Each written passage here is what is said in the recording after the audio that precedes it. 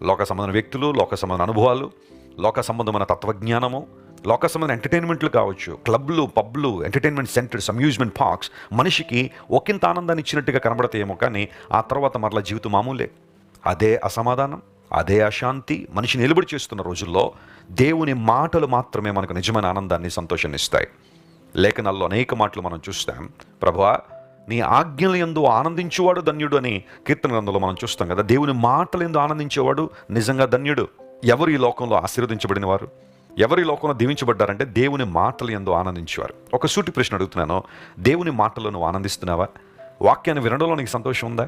ప్రభు మాటలు వింటూనే దేవుని కృపలో వర్ధిల్లడానికి ఇష్టపడుతున్నావా? లేదా లోక సంబంధ విషయాలపై పరుగులు పెడుతున్నావా? ఆలోచించేయాలి. ఎప్పుడైతే నువ్వు దేవుని మాటలు భుజిస్తావో, అంగీకరిస్తావో, ఆ మాటలు నీలోనికి వచ్చి నీకు నిజమైన ఆనందాన్ని, సంతోషాన్ని ఇస్తాయి.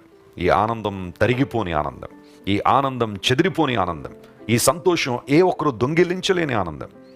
అపోస్తలుడైన పౌలు ఫిలిప్పీ సంఘానికి రాస్తూ అదే అంటాడు, ప్రభువులో ఆనందించండి, మరలా జీవితాన్ని ఆనందించండి. వాస్తవానికి పౌలు మహాశయుడు చెరసాలలో ఉండి ఆ పత్రిక రాశాడు. చెరసాలలో బంధించబడ్డాడు, కానీ అతని హృదయం బంధించబడలేదు. అతని కాళ్లను, చేతులను, దేహాన్ని బంధించగలిగారు, కానీ అతని మనస్సును బంధించలేకపోయారు. ప్రభువులో ఆనందించడం నేర్చుకున్నాడు. ఈ లోక సంబంధ అనుభవాలు ఇవ్వలేని శాశ్వత ఆనందం, శాశ్వత సంతోషం ప్రభువులో ఉందని గుర్తించి ఆయన మాటలకు చోటిచ్చినప్పుడు గొప్ప ఆనందాన్ని మనం అనుభవిస్తాం. ఈ వాగ్దానాన్ని రోజంతా క్లెయిమ్ చేయండి. నీ దేవుడు సైన్యములకు అధిపతియగు దేవుడు. ఏ సమయంలోనైనా, ఏ పరిస్థితుల్లోనైనా చాలిన దేవుడు ఆయన. అద్భుతాలు చేయగలిగినవాడు కనుక ఆయన వైపు నీ దృష్టి నిలపగలిగితే ఖచ్చితంగా మహోన్నతమైన కార్యాలను చూస్తావు. అలాంటి కృప దేవుడు మీకు దయచేయనుగాక.